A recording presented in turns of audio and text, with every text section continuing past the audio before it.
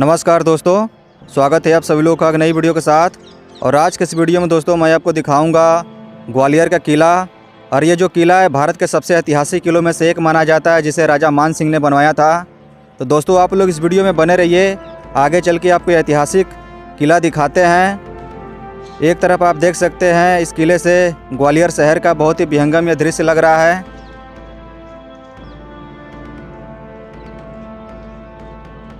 ग्वालियर का किला बहुत ही अद्भुत किला है। और एक तरफ आप देख सकते हैं ये मान सिंह का महल, जिसे राजा मान सिंह ने बनवाया था। और इस किले में एंट्री करने के लिए दो गेट है। ये है एलिफेंट गेट, जहां से लोग पैदल आते जाते हैं, और दूसरा और वही गेट है जहां से लोग गाड़ी के माध्यम से आसानी से इस किले तक पहुंच सकते हैं। तो चलिए आपको यह ऐतिहासिक किला दिखाते हैं, तो वीडियो को आप लोग पूरा देखिएगा।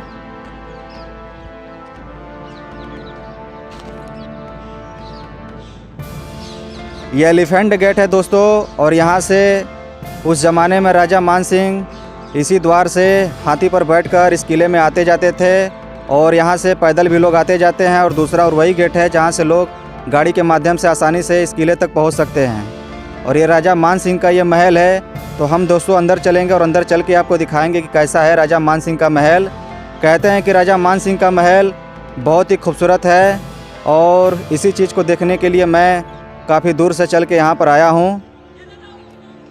राजा मान सिंह का महल देखने के लिए आपको 25 रुपये का टिकट लेना पड़ता है, जो कि आर्कियोलॉजिकल सर्वे ऑफ इंडिया द्वारा जारी किया जाता है। तो आइए अब हम राजा मान सिंह महल आपको दिखाते हैं।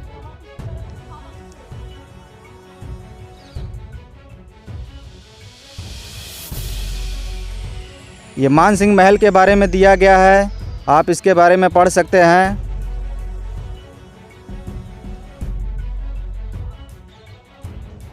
मान सिंह का महल दिखाने से पहले दोस्तों आपको एक बात बता देना चाहता हूं कि इस महल में कोई भी जो आपके साथ कोई भी अनावश्यक वस्तु ले जाना प्रतिबंधित है। जैसे प्लास्टिक का कोई भी चीज़, खाने पीने का कोई भी चीज़ अलाउड नहीं रहता है, क्योंकि यहाँ पर लोग अक्सर गंदगी कर देते हैं। इसलिए इस चीज़ को आप ध्यान रखिए।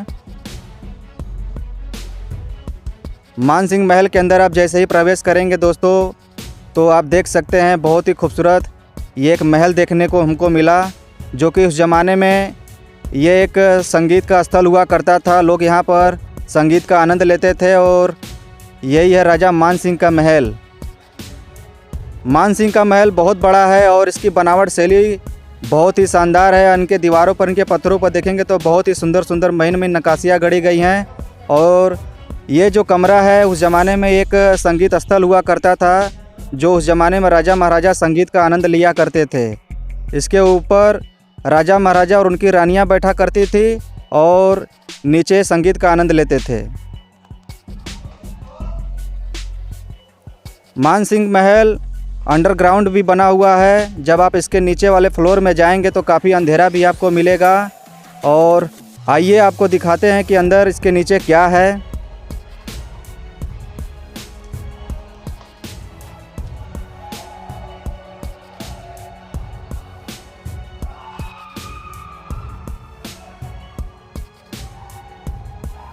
इसके अंडरग्राउंड में दोस्तों आप जैसे ही आएंगे तो यहाँ पर कहते हैं कि उस ज़माने में जो राजा मान सिंह की 8 रानियाँ थीं, उनके नहाने का स्थान हुआ करता था, क्योंकि उनके नहाने धोने का भी इसी महल में ही उनकी व्यवस्था की गई थी। और ये जो आप जालियाँ देख रहे हैं उस समय इसमें पानी भरा हुआ होता था, और इसी पानी में उनकी 8 रानियाँ इसमें नहाया करती थी।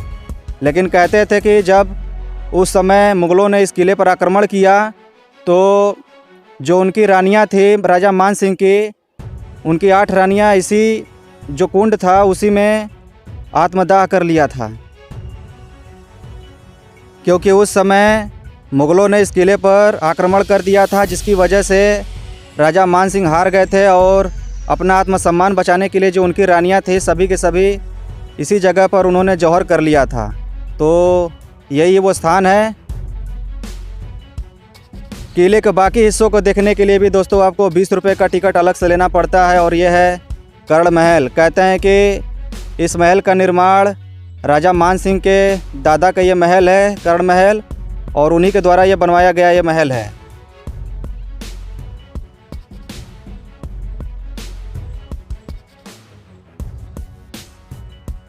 ये जो महल है लगभग 4 मंजिला है, जिसका ऊपरी का 2 हिस्सा जर्जर की स्थिति में हो गया है और 2 हिस्सा आपको देखने को मिलता है। तो आइए आपको किले के अंदर ले चलते हैं और देखते हैं कि क्या है इस किले के अंदर। ग्वालियर के किला काफ़ी अच्छे ढंग से रखरखाव किया जाता है और इसीलिए ये जो किला है आज भी आपको सही सलामत में आपको देखने को मिल जाएगा। ये कर्ण महल है, जो कि राजा मान सिंह के दादा का ये महल बताया जाता है। तो जो ग्वालियर का किला है उससे पहले ही यहाँ पर बहुत सारी चीज़ें यहाँ पर बन चुकी थे। राजा मान सिंह के पहले का भी यहाँ पर बहुत सारी चीज़ें आपको देखने को मिलती है और ये अंडरग्राउंड गया हुआ है। तो आइए आपको नीचे से दिखाते हैं कि क्या है। उस ज़माने में जब किला बनता था तो अक्सर ऐसे अंडरग्राउंड भी बनाए जाते थे, सुरंग तहखाने, ताकि जब भी दुश्मनों का अटैक हो तो यहाँ से वो निकल सके, भाग सके। तो इसीलिए यहाँ पर देख सकते हैं बहुत सारे अंडरग्राउंड रास्ते भी गए हुए हैं, जो कि लगभग ये पूरी तरह से ये जर्जर की स्थिति में भी और यहाँ पर बराबर खतरा भी बराबर बना रहता है। तो देख सकते हैं दोस्तों, ये कर्ण महल के नीचे अंडरग्राउंड का ये रास्ता गया हुआ है और ये रास्ता कहाँ पर जाता है मेरे लिए भी बता पाना बहुत मुश्किल है। कर्ण महल के ठीक सामने ही एक और महल है, जिसे उस ज़माने का ये कारागार बताया जाता है। जब आप इसे पास से देखेंगे तो यहाँ पर जो जेल होता है, जेल की तरह इसे बनाया गया है और उस ज़माने में जो भी कोई अपराध करता था, गलती करता था, तो इसी कारागार में उन्हें बंद कर दिया जाता था। तो ये उस ज़माने का जेल हुआ करता था। राजाओं महाराजों के समय जो भी उनके कार्यकाल में जो भी अपराधी हुआ करते थे तो उनको इसी कारागार में बंदी बना के रखा जाता था।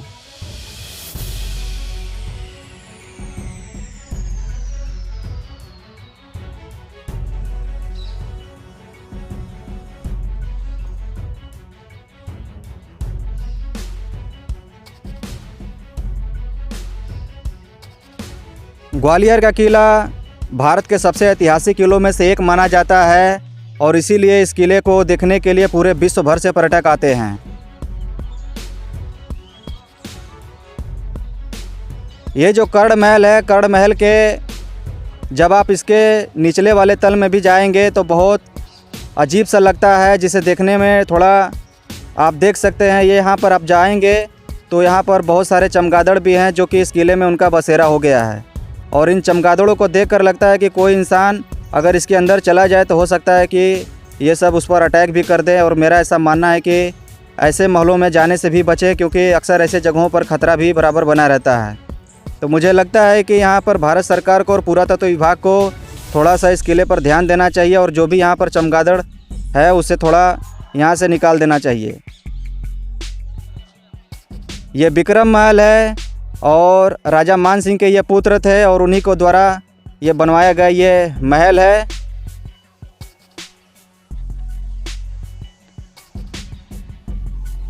यहाँ पर जितने भी राजा हुए सब ने अपने अपने काल में अपना अपना महल बनवाया और यह विक्रम सिंह का महल है, जो कि राजा मान सिंह के ये पुत्र थे। आइए आपको अंदर से दिखाते हैं कैसा है ये विक्रम महल। ग्वालियर के किले में दोस्तों बहुत ही ऐतिहासिक चीज़ें देखने को मिलते हैं। महल, मंदिर, तहखाना, बहुत सारी चीज़ें यहाँ पर इस किले में देखने को मिलती हैं और ये है विक्रम महल, जो कि काफ़ी बड़ा ये महल है। और जितने भी यहाँ पर राजा हुए सब ने अपने अपने कार्यकाल में अपना अपना महल बनवाए।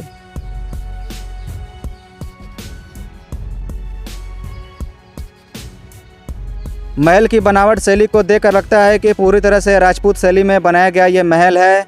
तो आइए अब आगे चलते हैं, आगे देखते हैं कि अभी और क्या इस महल में देखने को मिलता है।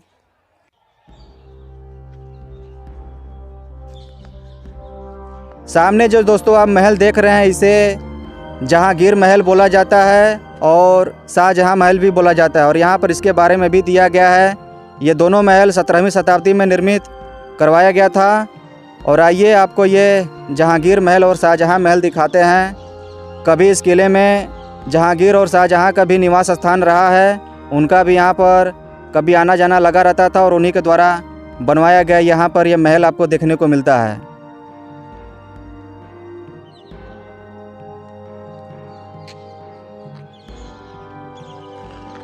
महल काफ़ी बड़ा है और कहते हैं कि ये जहांगीर महल बना ज़रूर था, लेकिन यहाँ पर जहांगीर नहीं रहा करते थे, उनके जो सिपाही थे वो रहा करते थे।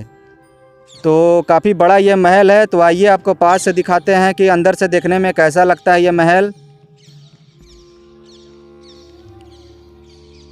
महल की बनावट शैली को देखकर लगता है कि यह पूरी तरह से ये मुग़ल आर्किटेक्चर है। जो आगरा फतेहपुर सीकरी में आपको किला महल देखने को मिलता है, ऐसी बहुत सारी डिज़ाइन आपको इस महल जहांगीर महल में भी आपको देखने को मिल जाएगा। और इसी से प्रतीत होता है कि यह पूरी तरह से मुग़लों द्वारा इसे बनवाया गया था। जब आप आगरा फतेहपुर सीकरी में भी जाएंगे तो वहाँ पर भी जो महल किला देखने को मिलता है, पूरी तरह से आपको मुग़ल आर्किटेक्चर द्वारा देखने को मिलेगा। और यह महल भी पूरी तरह से मुग़ल स्थापत्य द्वारा इसे निर्माण करवाया गया था। और यहाँ से आप देख सकते हैं एक तरफ ये ग्वालियर शहर, काफ़ी बड़ा ये शहर है।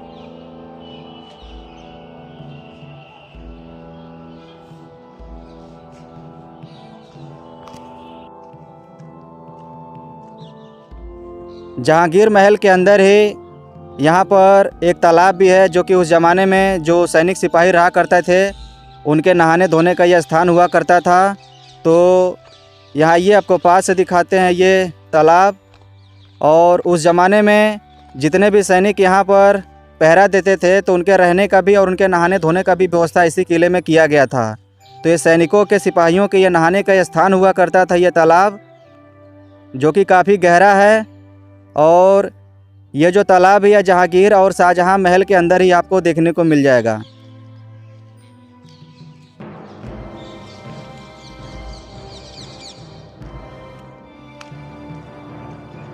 कुंड काफ़ी गहरा है और इसे देखकर लगता है कि उस ज़माने में जितने भी सैनिक सिपाही रहा करते थे तो उनकी हाइट भी उस हिसाब से रहा करती थी और उनको तैरने उड़ने भी आता था।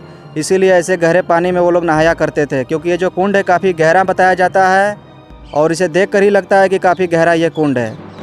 कुंड के चारों तरफ आप देखेंगे तो उनका ये उस ज़माने में चेंजिंग रूम हुआ करता था। नहाने धोने के बाद अपना कपड़े वगैरह वो चेंज करते थे।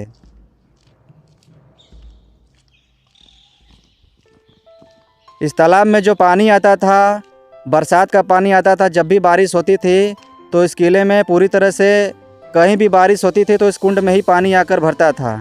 क्योंकि यहाँ पर अक्सर ऐसे पानी जहाँ से वो पानी नहीं आता था तो इंटरकनेक्टेड बनाए जाते थे। और यहाँ पर भी आप देख सकते हैं ये पानी पूरी तरह से इंटरकनेक्टेड था। कहीं ऊपर भी पानी बरसती थी तो यहाँ से वो पानी सड़क के नीचे इस कुंड में आता था।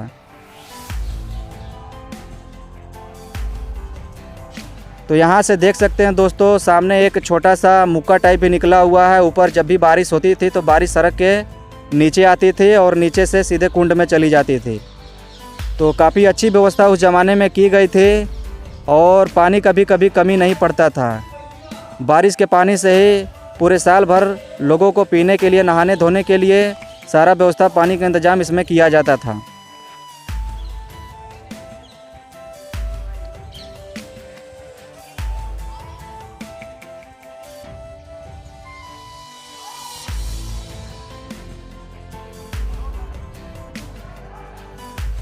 सामने दोस्तों आप जो ये महल देख रहे हैं इसे शाहजहां महल बताया जाता है, जहाँ पर कभी शाहजहां उस ज़माने में रुका करते थे और उन्हीं के द्वारा बनवाया गया ये महल है। और ये जो महल है, ये महल भी पूरी तरह से मुग़ल आर्किटेक्चर देखने को मिलता है।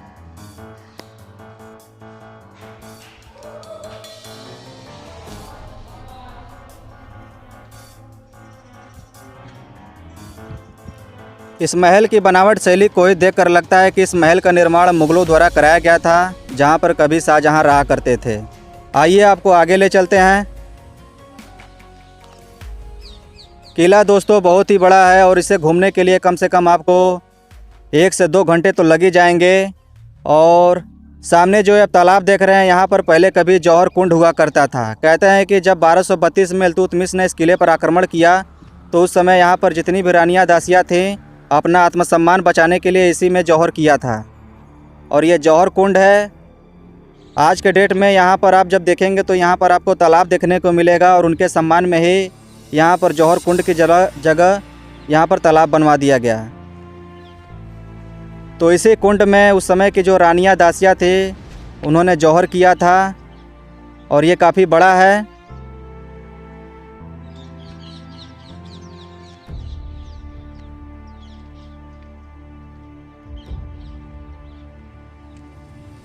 पहले की जो रानियाँ थे अक्सर किलों में आप सुने होंगे, जितनी भी रानियाँ दासियाँ होती थी जब किले पर आक्रमण करता था कोई तो अपना आत्मसम्मान बचाने के लिए वो लोग जौहर किया करती थी, क्योंकि उनके लिए आत्मसम्मान से बड़ी चीज़ इस दुनिया में कुछ भी नहीं था।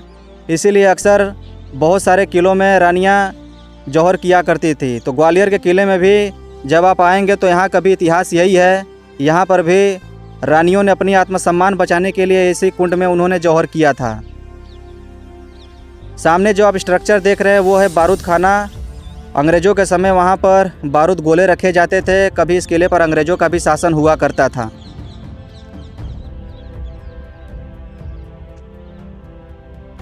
सामने जो आप देख रहे हैं ये भीम सिंह राणा की छतरी है और कहते हैं कि भीम सिंह राणा जब उनकी मृत्यु हो गई थी तो उनकी चिता वहीं पर जलाई गई थी और जहाँ पर चिता जलाई गई उन्हीं की याद में यहाँ पर उनके भीम सिंह राणा की छतरी भी बनवाई गई।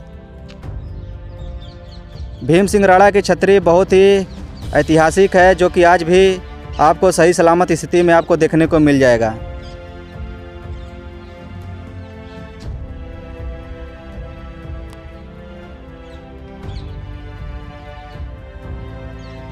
भीम सिंह राजा एक जाट राजा थे और यहीं पर उनकी चिता जलाई गई थी। तो यहाँ के जो राजा थे उनकी याद में, उनके सम्मान में यहाँ पर उनकी छतरी बनवा दी।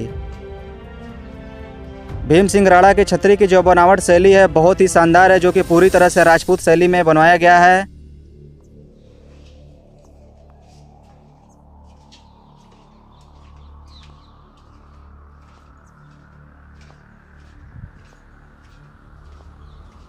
किले में दोस्तों ऐसी बहुत सारी चीज़ें हैं जो कि छूट गया, जैसे मंदिर वगैरह भी बहुत सारे हैं, तो उसके लिए हम दोस्तों क्षमा चाहते हैं। तो इस वीडियो को दोस्तों अब मैं यहीं पर समाप्त करूंगा। अगर आपको वीडियो पसंद आता है तो लाइक कीजिएगा, शेयर कीजिएगा और हमारे इस चैनल महादेव सफ़र को सब्सक्राइब करना बिल्कुल मत भूलिएगा, क्योंकि मैं ऐसी ऐतिहासिक वीडियो सिर्फ आपके लिए बनाता रहता हूं। तो मिलते हैं आपसे अगली वीडियो में, तब तक के लिए धन्यवाद।